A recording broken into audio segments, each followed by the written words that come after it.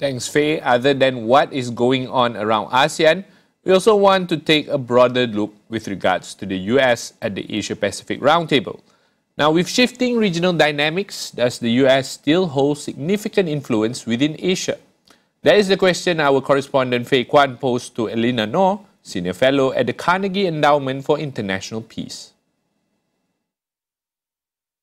Washington itself has long been a central player in Asia, but as regional dynamics shift and countries are seeking greater strategic autonomy and resilience now, you've mentioned just now in the panel earlier that we need to quote-unquote divorce ourselves from projections coming out of Washington and take time to focus on ourselves.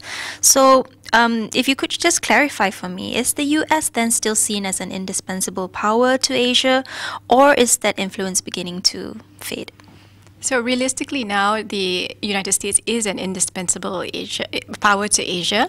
If you just look at the military bases in Japan, in Korea, the number of US troops there, the US has been there, will probably continue to be there for a long time. The US is also a treaty ally to two countries in Southeast Asia, the Philippines and Thailand. The US has expanded its presence in the Philippines. So in terms of security, defense ties, the US remains an indispensable partner to some countries in Asia writ large, probably not all. But if you look at kind of the economic weightage of the US in Asia, that's probably going to wane a little. There are some conversations about de-dollarization, for example. I don't think we're there yet, but certainly there are countries in the region that are trying to buffer themselves against the particularities, the uncertainties of US economic policy right now. That talk about an ASEAN currency on the horizon. But then if we're looking back then on the first 6 months of a Trump 2.0 term, and the US seeing as how it's growing inward focus, and not a lot of emphasis on ASEAN as you pointed out earlier. So what can we realistically expect from Washington's engagement with Southeast Asia down the line?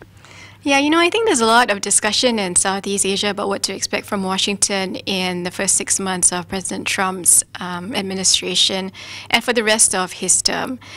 I know there's been a lot of hand-wringing. I've done a bit of that myself, but honestly, I don't think it's such a bad idea for Southeast Asia to be low on the radar screen of Washington. Washington is certainly preoccupied with many other urgencies and priorities right now.